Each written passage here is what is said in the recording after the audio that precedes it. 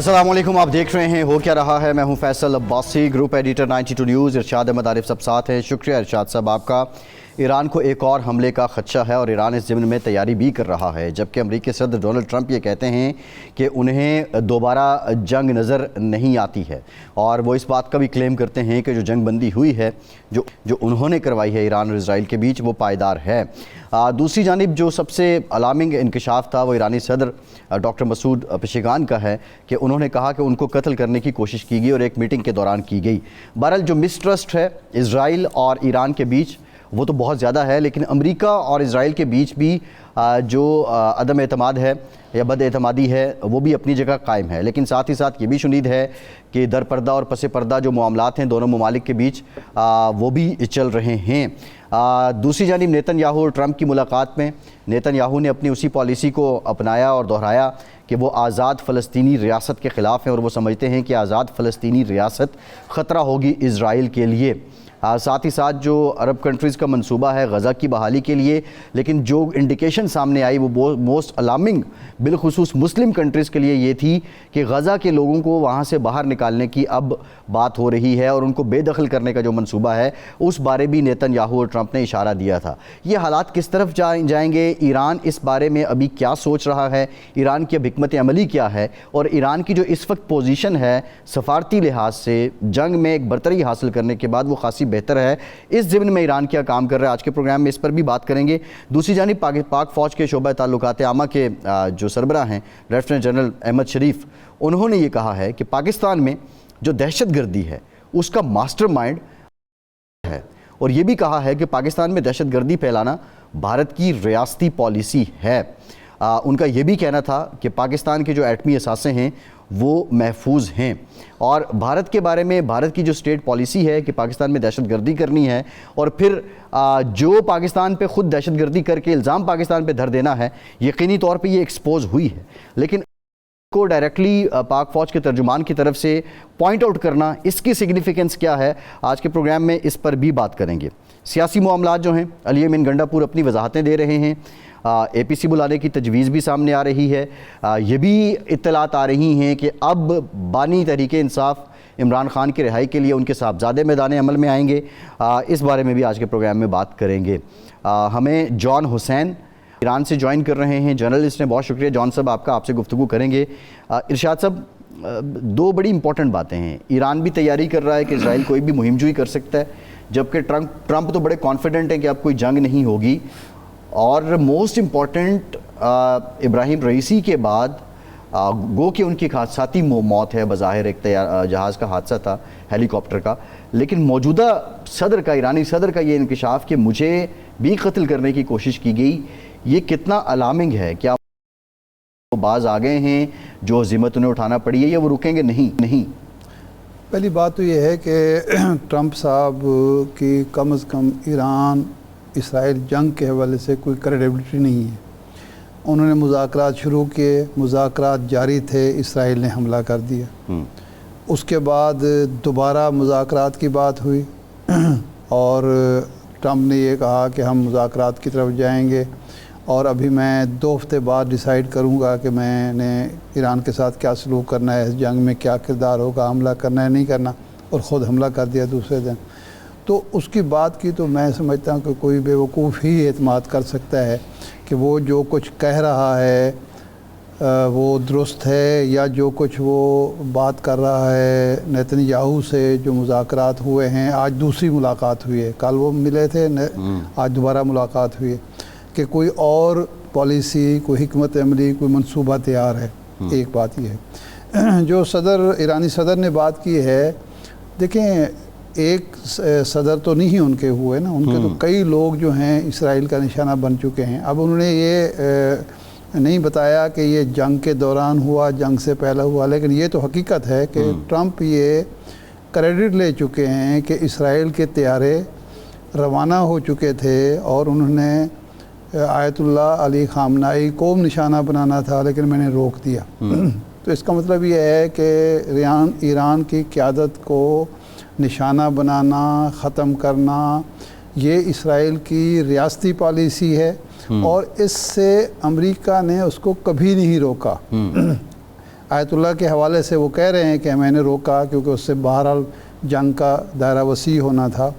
लेकिन असल में अब जो पूछने वाली बात है या सोचने वाली बात है या करने वाली बात है वो ये है कि जब ईरानी हुकूमत, ईरान के फ़ौजी जो लोग हैं, क़यादत है, वो ये कह रहे हैं कि एक और हमला कर सकता है इसराइल, तो उसके पीछे क्या मंतिक है, क्या इत्तलात है, अब तो जवाब भी नहीं है इसराइल और अमेरिका का। ज़ाहिर तो कोई वजह नहीं नज़र आती, क्योंकि जो उन्होंने दावा किया था अमेरिका और इसराइल का, जी हमने उनका एटमी प्रोग्राम ख़त्म करना है, वो तो दावा कर रहे हैं कि हम कर चुके हैं। तो मेरे ख्याल ये हम जॉन हुसैन साहब से पूछ लेते हैं कि आपकी क्या इत्तलात हैं कि ये जो ईरानी हुकूमत की तरफ से कहा जा रहा है कि जी एक हमला और मुतवक्के है, और इस जो वाशिंगटन की मुलाकात है ट्रम्प नेतन्याहू की, वो भी शायद इसी मकसद के लिए हो, और दूसरा ईरानी सदर ने जो दावा किया है कि जी मुझ पर भी कातलाना हमला का प्लान हुआ था या हो सकता था, ये क्या इत्तलात हैं, आप वहाँ क्या सुन रहे हैं?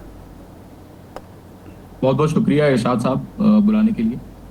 यहाँ पे पहले अगर बात करें हम इसराइल के हमले की, कि अगर हमला कर सकता है या नहीं इसराइल, देखें जो यहाँ पे जो लोग समझते हैं जिस बात को, ये समझते हैं कि नेतन्याहू इस वक्त बहुत प्रॉब्लमैटिक पोजीशन में है, बहुत मुश्किल में है इसराइल में। अब कोशिश ये चल रही है नेतन्याहू की कि वो किसी तरीके से यूएस को आमादा कर दे कि वो ईरान के ऊपर हमला कर लें।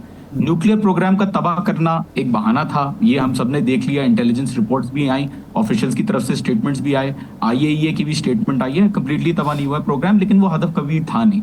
रेजिम चेंज जो उनका हदफ था वो उनको पता चल चुका है कि काउंटर प्रोडक्टिव है, क्योंकि लोग एक साथ आ गए। यहाँ पे जो इतलात मुझे मौसूल हुई है इंटरनल जराए से, वो ये मौसूल हुई है कि 2 या 3 महीने के अंदर अंदर इसराइल हमला कर सकता है ईरान के ऊपर। बहरहाल यूनाइटेड स्टेट्स ये नहीं चाहता, और यूनाइटेड स्टेट्स पीस चाहता है, जिसकी वजह से टर्की के थ्रू और मुख्तलिफ कतर के थ्रू और मुख्तलिफ दूसरे चैनल्स के थ्रू यूएस से रिक्वेस्ट की है ईरान के साथ कि वो बातचीत करें। पेज़ेश्कियान साहब की जहां तक बात आती है, बिल्कुल हमला करने की कोशिश पेज़ेश्कियान साहब के ऊपर, पेज़ेश्कियान साहब ने जो कहा है बिल्कुल उस पर यकीन किया जा सकता है, क्योंकि बहुत जब ये 12 दिन की जंग थी तो बहुत इंटेंस सिक्योरिटी मेजर्स जो है वो लिए जा रहे थे, और कोशिश की जा रही थी इसराइल की तरफ से कि पेज़ेश्कियान साहब को निशाना बनाया जाए, लेकिन वो सक्सेसफुल क्यों नहीं हुआ, बहरहाल ये इस चीज़ की मालूमात मुझे नहीं है। सही है। अच्छा ये बताइए कि अभी अमेरिका और ईरान के बीच, एक तो आप बता रहे हैं कि वो इनडायरेक्ट अप्रोच कर रहे हैं, कतर हो तुर्की उनके ज़रिए, लेकिन क्या दरपर्दा कोई डायरेक्ट चैनल एक्टिव है अमेरिका और ईरान के बीच? देखिए, डायरेक्ट चैनल तो एक्टिव नहीं है। जो मुझे तफसीलात मौसूल हुई हैं वो ये हुई हैं कि टर्की के जो फॉरेन मिनिस्टर हैं हाकान फिदान, उन्होंने 4 दिन ब्रिक्स समिट से 4 दिन पहले स्टीव विटकॉफ से मुलाकात की। उसके बाद ब्रिक्स समिट के दौरान उन्होंने जो अरागची साहब है फॉरेन मिनिस्टर ईरान के, उनके साथ गुफ्तगू की और उनको कन्वे किया कि यूनाइटेड स्टेट्स बात करना चाहता है। सिमिलरली कतर के थ्रू यूनाइटेड स्टेट्स ने मैसेजेस भिजवाए कि आप हमसे बात करें। ईरान और यूनाइटेड स्टेट्स के बीच इस वक्त कोई डायरेक्ट चैनल नहीं है, अनऑफिशियल चैनल जरूर है जो डायरेक्ट हो, बट कोई डायरेक्ट चैनल ऑफिशियली एग्जिस्ट नहीं करता। और ईरान इस वक्त जो यूएस की जो बात करने की जो उन्होंने प्रपोजल दिया है उसके ऊपर अभी भी रिव्यू कर रहा है, क्योंकि जैसा कि इरशाद साहब ने बहुत अच्छी तरीके से कहा कि क्रेडिबिलिटी जो है वो बहुत मैटर करती है और भरोसा होना बहुत जरूरी है। पहले वो बातचीत कर रहे थे, उसको सैबोटाज ही यूनाइटेड स्टेट्स ने किया, तो अभी इस वक्त बिल्कुल भी यहाँ पे ना ऑफिशियल्स के अंदर इतना एतमाद है, ना लोगों के अंदर इतना एतमाद है यूनाइटेड स्टेट्स के ऊपर कि किसी भी तरीके की बात की जाए। अच्छा ये फरमाएं कि ट्रस्ट डेफिसिट तो बहुत ज़्यादा है, इसमें कोई शक नहीं है, लेकिन अगर मुज़ाकरात शुरू होते हैं तो ट्रंप का तो एक ही मुतालबा होगा कि जब आप एटमी प्रोग्राम के हवाले से पीछे हटें, और वो जो एक कंसोर्शियम भी बनाना चाहते हैं गल्फ़ स्टेट का, कुछ और तजावीज़ भी हैं, तो क्या ईरान किसी भी स्टेज पर ये मानने को तैयार होगा कि हम एटमी प्रोग्राम अपना ख़त्म कर देते हैं और उसके बदले में जो 25 अरब 30 अरब डॉलर की पेशकश हो रही है और 6 अरब डॉलर के जो उनके रिज़र्व हैं वो फ्री करने की कोशिश हो रही है, उस पर कोई आमादा हो सकता है? कोई ऐसी सोच मौजूद है कि एक अमन का वक्फ़ा लिया जाए, तरक्की खुशहाली की तरफ जाया जाए और फिर बाद में सोचा जाए? शाह साहब बहुत अच्छा सवाल है ये, और देखें पहले भी ईरान को डील्स दी गई हैं, इस तरीके की बातें की गई हैं ईरान के साथ। $100 बिलियन से ज़्यादा ईरान के एसेट्स इस वक्त सीज हुए हैं दुनिया में मुख्तलिफ जगहों पे, और ईरान को पेशकश काफी प्रेसिडेंट ओबामा ने ये बोला था, और बात काफी सारी बातें इस पे पहले भी कर चुका है यूनाइटेड स्टेट्स ईरान के साथ कि आप इन्वेस्टमेंट खत्म कर दें, लेकिन ईरान ने कभी भी अपनी इन्वेस्टमेंट खत्म नहीं की। अगर स्टेबिलिटी चाहता ईरान, अगर खुशहाली चाहता मॉनेटरी टर्म्स में, माली हैसियत से, तो पहले से वो ये इकदाम उठा चुके होते कि वो अपनी इन्वेस्टमेंट को खत्म कर दें। ईरान ने बहरहाल एक प्रिंसिपल्ड स्टांस लिया, एक उसूली स्टांस लिया, और उन्होंने कहा कि नहीं, हमारे जो मुल्क की जरूरत है इन्रिचमेंट वो हम करेंगे, हम किसी के ऊपर जो है वो पूछेंगे नहीं, हमारा अपना प्रोग्राम है, हम चलाएंगे। तो यहाँ पे ऑफिशियल से भी जब मैं ये सवाल पूछता हूँ तो बिल्कुल स्टेटमेंट क्लियर आता है कि there will be no compromise on nuclear enrichment. किसी भी हालत में ईरान न्यूक्लियर इन्रिचमेंट पे कॉम्प्रोमाइज नहीं करेगा। जो मुझे मैसेजेस मिल रहे हैं वो यही मिल रहे हैं, और आवाम भी इनकी यही चाहती है कि किसी भी तरीके का कॉम्प्रोमाइज ना हो सिक्योरिटी के ऊपर। सही है। अच्छा, लेकिन इससे पहले चूँकि ईरान को कभी ये अंदाज़ा नहीं था कि हमला भी किया जा सकता है और डायरेक्ट अमेरिका कर सकता है, तो अब तो वो चीज़ सामने आ गई, तो अब भी नहीं सोचा जा रहा। देखें, जो 24 जून से जब से ख़त्म हुआ है मामला, मेरे ख्याल में जो अभी डायनामिक्स हैं हमले के हवाले से कि ईरान के ऊपर हमला हुआ है, उनको समझना चाहिए। इसराइल में जिस हद तक बमबारी और इसराइल में जिस हद तक तबाही है वो रिपोर्ट नहीं की जा रही, वो सेंसर्ड है बहुत ज़्यादा।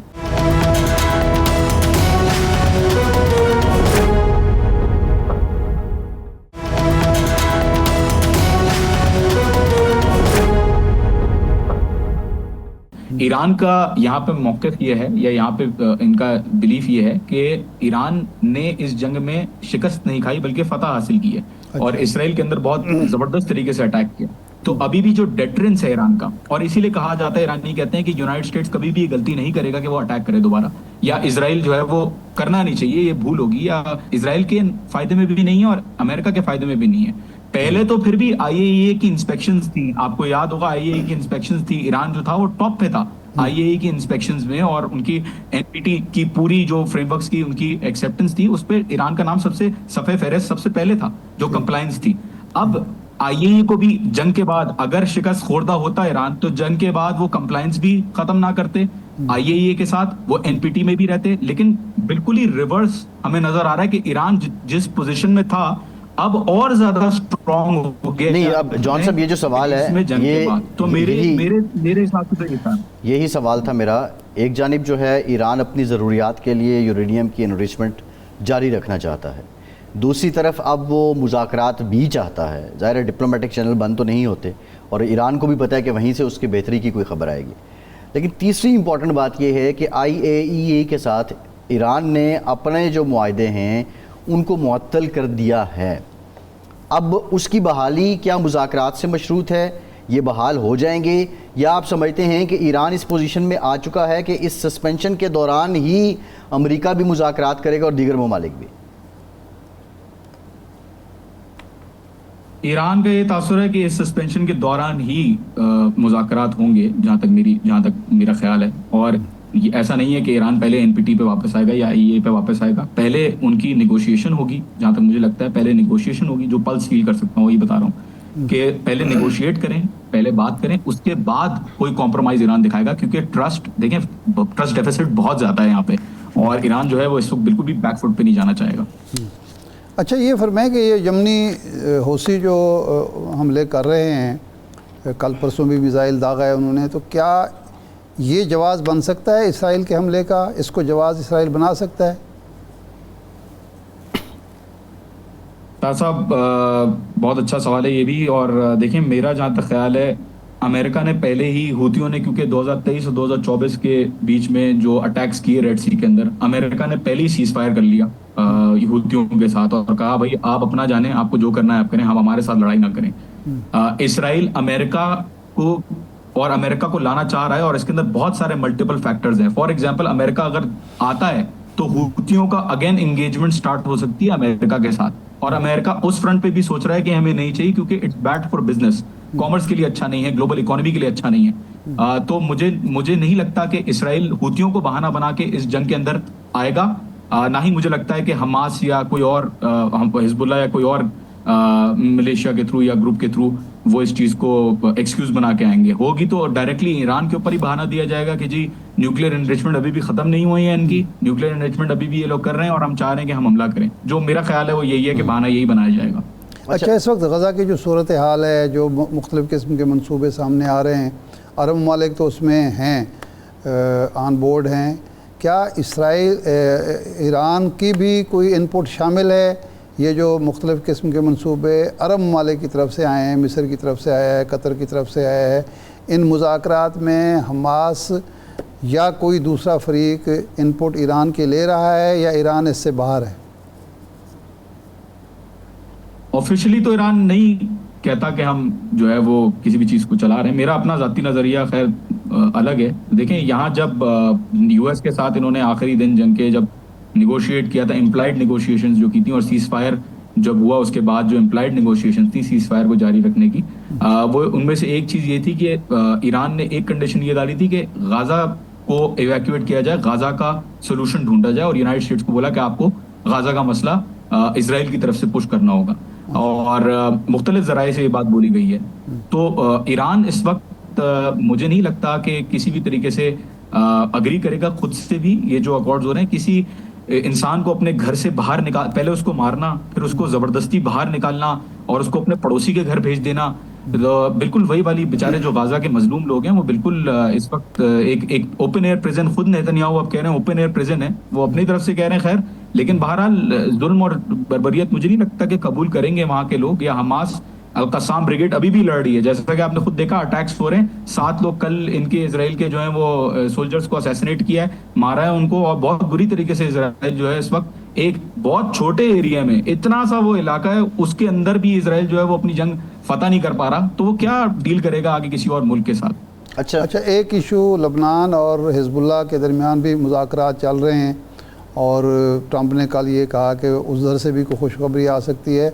तो आपके इल्म में है कि क्या मुज़ाकरात चल रहे हैं, क्या कंडीशन है गवर्नमेंट की, लबनान की, हिजबुल्लाह की, और क्या वाकई हिजबुल्लाह को भी वहाँ से यानी इलाके खाली करने की कोई तजवीज़ दी गई है?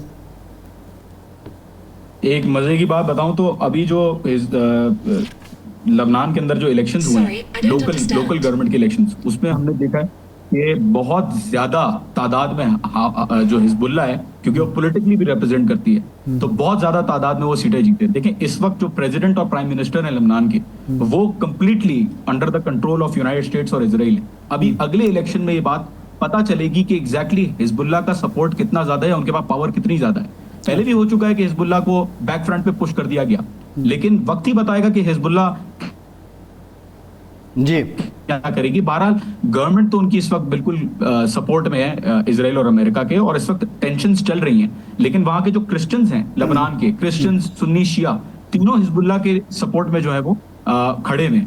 तो आई वुड से अगला इलेक्शन जो प्रेसिडेंशियल या प्राइमरी जो बाइकैमरल लेजिस्लेचर का होगा, उसमें पता चलेगा कि कितनी सपोर्ट वाकई हमास के पास है, और आप खुद भी देख लेंगे इसके रिजल्ट्स। अच्छा, जो जॉन साहब, शाम में रिजीम चेंज हुआ और बशारुल असद के जाने के बाद ये तासुर था कि जो ईरान बैक्ड गवर्नमेंट थी या ईरान को जो सपोर्ट थी अब शाम से नहीं मिलेगी। इस जंग के दौरान जो शाम का बर्ताव था, उस पर ईरानी हुकूमत और अवाम क्या राय रखते हैं?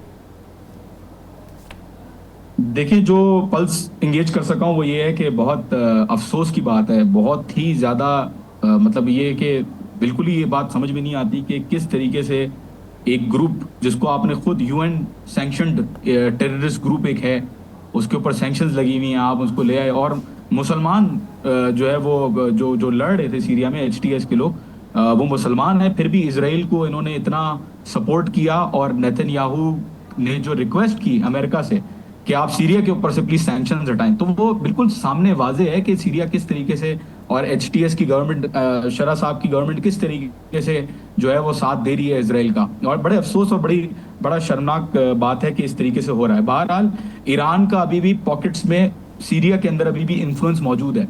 देखें, बशार अल असद की जो गवर्नमेंट गई, उसके अंदर ईरान ने बशार अल असद को भी खुद से समझाया। इंटेलिजेंस जराए बताते हैं कि ईरान ने मैसेज पहुंचाया कि यार आप खुद से अपने मामला ठीक करें, तो आप अगर ऑफिशियली अगर हमसे कहेंगे हम आए तो हम आपकी हेल्प कर सकते हैं, लेकिन आप अपने हालात नहीं सही कर रहे तो हम किस तरीके से इस चीज को जो है वो सही करें। बहरहाल वो एक स्टांस बशार अल-असद का बिल्कुल था फलस्तीनियों के लिए, और रशिया वेस्ट के खिलाफ थे और रशिया के साथ थे। HTS की जो गवर्नमेंट आई है, आई डोंट थिंक कि बहुत ज्यादा देर तक ये जिंदा रही, क्योंकि दूसरे ग्रुप्स अब दोबारा एक्टिव होना शुरू हो गए हैं। अलकायदा, आइसिस, पेशमर्गा जो फोर्सेस हैं वहाँ पे, जो डिफरेंट मिलिशियाज हैं, वो अब दोबारा एक्टिव होने की तरफ जा रही हैं। और मुझे नहीं लगता कि ईरान की ज्यादा मतलब इसमें वो है कि जो भी हो रहा है वहाँ पे, लेकिन ज्यादा देर नहीं रहेगा और ये पलट जाएगा, आई वुड से। सही है। ये बताइएगा कि जंग के बाद जो भारत का किरदार रहा, ये जंग के दौरान रहा, हाल ही में खैर ब्रिक्स में तो कंडेम किया अमेरिकी और इजरायली हमला भारत की तरफ से भी किया गया। तेहरान और दिल्ली के बीच अब मरासिम कैसे हैं? क्या तेहरान समझता है कि वो सपोर्ट नहीं मिली, या भारत की तरफ से, या भारत की खामोशी मुजरिमाना थी?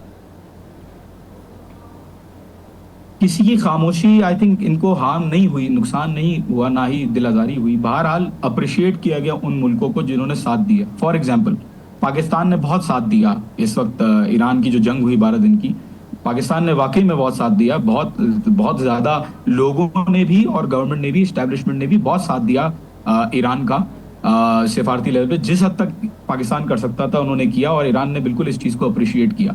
जो फॉरेन एलिमेंट्स हैं जो ईरान के अंदर काम कर रहे थे दूसरे मुल्कों के, फॉर एग्जांपल मैं आपको एग्जांपल दे देता हूँ। अफगानिस्तान के 1.5 से 2 लाख लोग अभी कुछ दिनों पहले निकाले ईरान ने, और ज्यादातर जो लोगों को अरेस्ट किया गया है इजराइल की स्पाई के चार्जेस में। तो आई वुड से कि अब पाकिस्तान के साथ ज्यादा अच्छे ताल्लुकात ईरान के हो गए हैं इंडिया के साथ। Iran gas, Pakistan gas pipeline, उम्मीद है कि वो भी रिस्टोर हो जाए, क्योंकि इंडिया ने तो इन्वेस्टमेंट भी की हुई थी यहाँ पे। तो ये देख रहे हैं कि पाकिस्तान किसी तरीके से आगे भी इन लोगों के साथ चाह रहे हैं कि पाकिस्तान के साथ और ज्यादा स्ट्रॉन्ग टाइज हों। तो इंडिया के साथ ऑटोमेटिकली आई फील कि जब पाकिस्तान के साथ ज्यादा करीब आ जाएंगे तो इंडिया ऑटोमेटिकली जो है वो साइड लाइन हो जाएगा, लेकिन वक्त ही बताएगा इस चीज के ऊपर। जी ठीक है। अच्छा, ये अफगानों वाली बात आपने दिलचस्प ही। पाकिस्तान और ईरान दो ऐसे मुल्क थे जिन्होंने 79 से लेकर थ्रू आउट अफगानों को पनाह दी, बड़ी तादाद में, लाखों की तादाद में। तो ये जो लोग पकड़े गए या जिन लोगों को निकाला गया, इसमें कोई पता चला कि ये वो लोग हैं जो पहले से वहाँ मुकीम थे, या 2021 में जब तालिबान का कब्ज़ा हुआ और वो अशरफ गनी की रजीम के लोग, वो फ़ौजी भी थे, गैर फ़ौजी, वो भाग के गए थे, ये उन लोगों में से हैं जो अमेरिका के हामी थे, या ये वही अफ़गान तालिबान हैं जो इस वक्त हुकूमत में हैं, उन्हीं के हमदर्द और हमनवा हैं? ये बड़ा अगेन इंटरेस्टिंग सवाल है। ये जो मुझे पता चला है, ये सारे वही लोग हैं जो वहां से भाग के आए हुए हैं, और ये अफगान प्रो जो इनकी गनी साहब की जो गवर्नमेंट थी उसके प्रो लोग, और पुराने जो पहले आए थे उन्होंने अपना यहाँ पे इस्टेब्लिश किया था अपने आप को, चैनल्स बनाए थे कि, और इलीगली जो अभी जो पकड़े गए हैं लोग वो इलीगल हैं ज्यादातर, जो इलीगली आ रहे हैं उनको सपोर्ट करना, उनको फैसिलिटेट करना। और अभी तक ये चीज जारी थी, तालिबान की गवर्नमेंट के बाद भी जो लोग भाग के आए हैं काफी, तो ऐसे लोग भी हैं, लेकिन ज्यादातर लोग वही हैं जो पहले से अमेरिका की जंग के वक्त जो भाग के आ गए थे यहाँ पे। और सब ये अब तालिबान गवर्नमेंट के साथ आई थिंक ईरान बुरे टर्म्स पे नहीं है, अच्छे टर्म्स पे, तो ज्यादातर लोग वही हैं जो पुराने हैं। जी ठीक, बहुत शुक्रिया जॉन हुसैन साहब। आपके एक ब्रेक के बाद वापस आते हैं।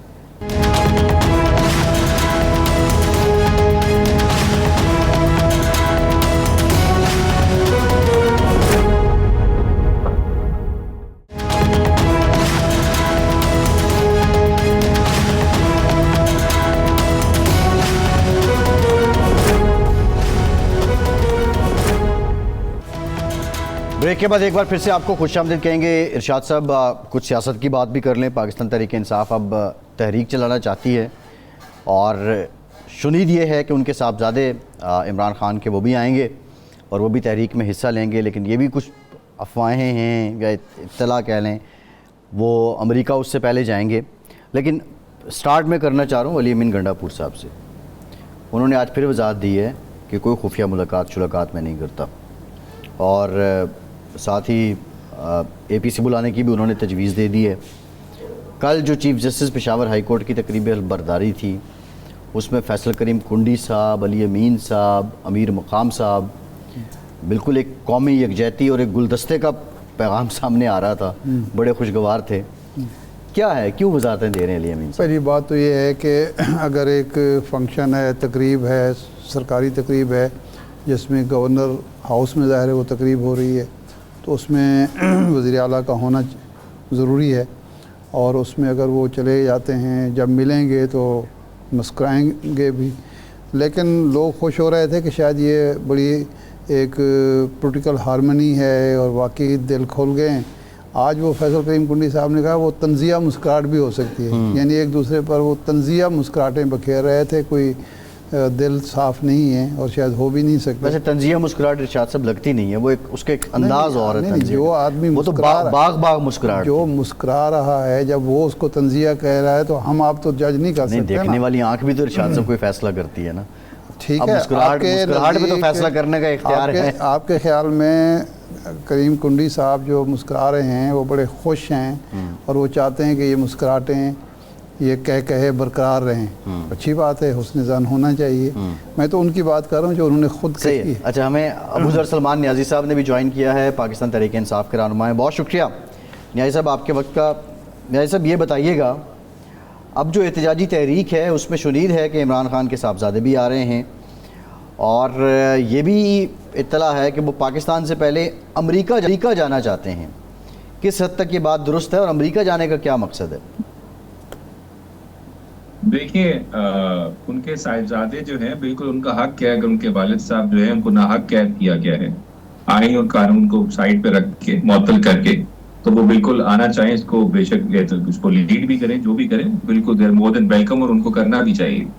जहाँ तक अमेरिका जाने की बात है, देखिए जाहिर बात है, जब इंटरनेशनल वर्ल्ड है जहाँ पे जमहूरियत जो है एस्टैब्लिश्ड है, जहाँ पे सारे ह्यूमन राइट्स ऑर्गेनाइजेशन हैं जिनके हेडक्वार्टर्स हैं, यूनाइटेड नेशंस वहाँ पे है, वहाँ पे आपका ह्यूमन राइट्स जो ऑर्गेनाइजेशन जितनी है सारी वहाँ पे, और वहाँ पे जाके अगर आवाज उठानी है, कहीं पे जमहूरियत दब रही है, कहीं पे बुनियादी खूब मुअत्तल हुए हैं, तो बिल्कुल वहाँ पे तो आप जाएं और बिल्कुल अपना असर रसूख है उसको इस्तेमाल करना चाहिए। अगर वो जा रहे हैं तो अच्छी बात है।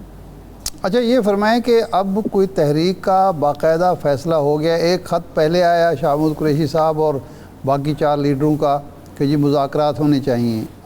एक ख़त आज मीडिया पे आ रहा है कि उन्होंने कहा है कि जी तहरीक चलनी चाहिए बुनियादी हकूक़ के हुसूल के लिए, जमहूरियत की बहाली के लिए।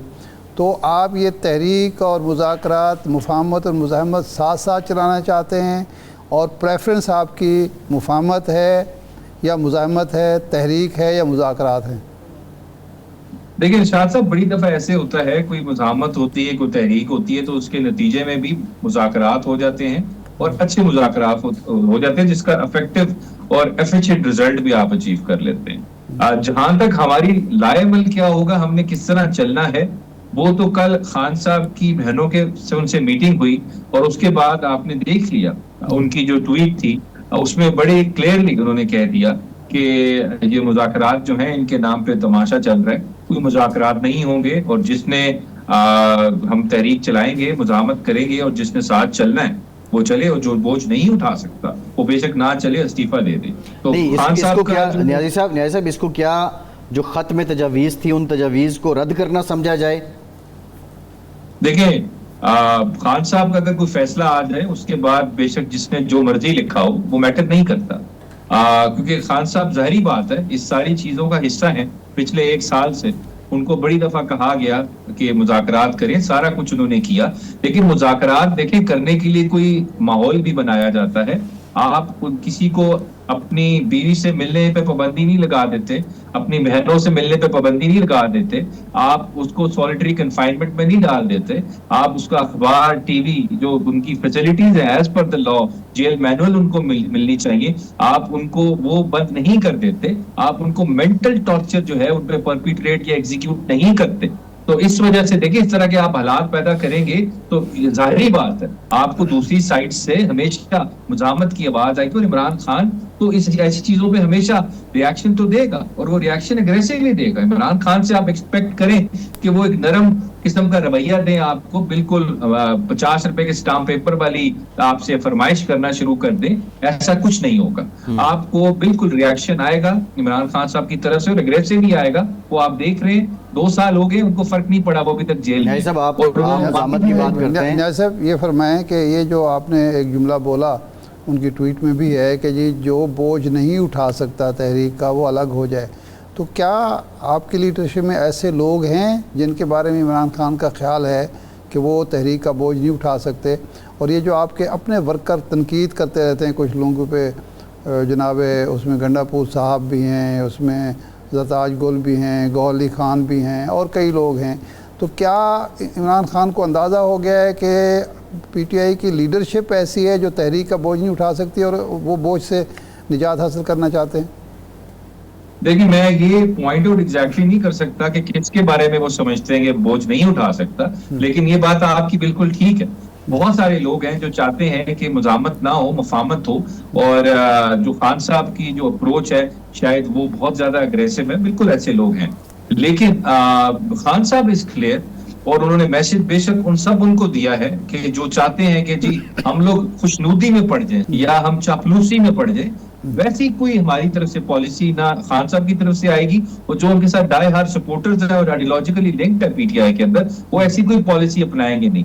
देखें, फेवर नहीं चाहिए हमें, हम नहीं कह रहे कि हमें आप स्पेशल फेवर दें, जहाज में बैठे बैठे बेले दे दें या 50 रुपए के स्टाम्प पेपर पे साइन करवा के हमें एवन फील्ड भेज दें। हम सिर्फ चाहते हैं हमारा मैंडेट हमें वापस करें। आप मैंडेट वापस करेंगे तो हमारी हुकूमत आएगी, और अगर आप अदलिया में इंटरफेरेंस खत्म करेंगे तो हमारा जो मैंडेट है वो भी हमें मिलेगा और खान साहब खुद भी आजाद हो जाएंगे। न्याय साहब, सवाल ये है, न्याय साहब आप बोझ उठाने की बात की है आपने, जो इरशाद साहब ने भी सवाल किया है, जो लोग बोझ नहीं उठा सकते, लेकिन जो मुफाहमत और मुज़ाकरात की तजवीज़ लोग दे रहे हैं वो तो बोझ उठाए हुए हैं। शाह महमूद कुरैशी हों या महमूद रशीद हों या दीगर हों, वो तो कैदोबंद में हैं, वो तो जेल में हैं। तो क्या उनकी तजवीज़ पे कान धरना आप नहीं समझते कि मुनासिब था? बोझ तो उन्होंने उठाया है। देखिए, सजेशन तो सब देते हैं, सजेशन मैं भी दे दूं, आप हमारे वाइस चेयरमैन भी दे दें, बाकी लीडरशिप भी दे दें, और इमरान खान साहब ने डिसाइड करना है एंड ऑफ द डे कि किस तरह हमने अप्रोच रखनी है, हमने किस तरफ आगे चलना है। अब उन्होंने फैसला ले दिया, हम इस तरह चलेंगे, बाकी सजेशन सबकी आती है, लेकिन फैसला वही है जो इमरान खान साहब की ट्वीट से आपको कल मिल गया है। जहां तक देखिए बर्दाश्त करने की बात है, बड़ी कुर्बानी दी है हमारे 5 लीडर्स ने जो कोट लखपत जेल में है, उनको बड़े तरह तरह की ऑफर्स आई, लेकिन इमरान खान साहब के साथ खड़े, उनके नजरिए के साथ खड़े हैं।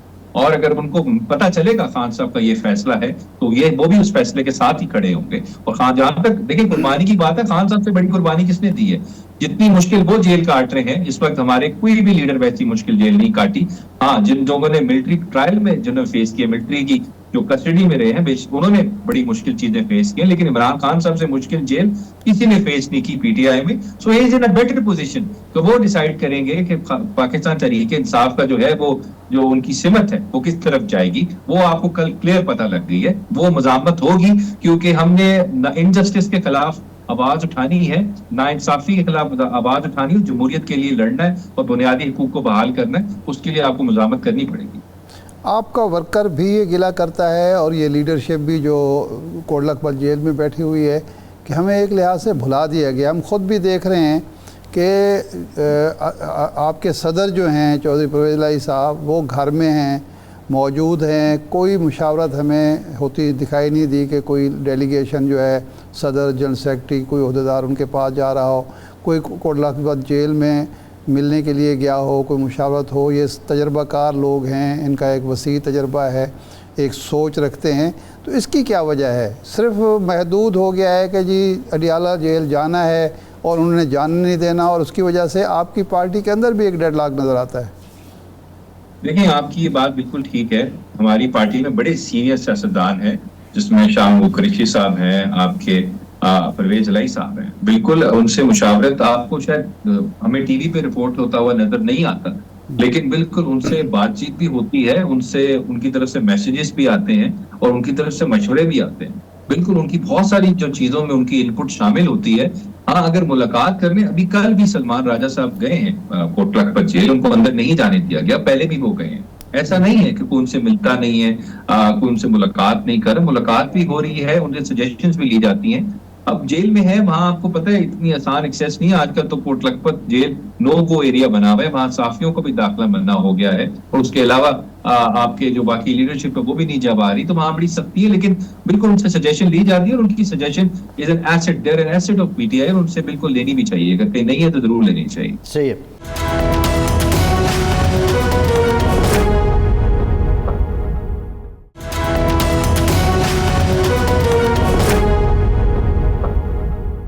अली अमीन गंडापुर साहब, वो क्यों अब वजाहत उन्हें बार बार देनी पड़ती है?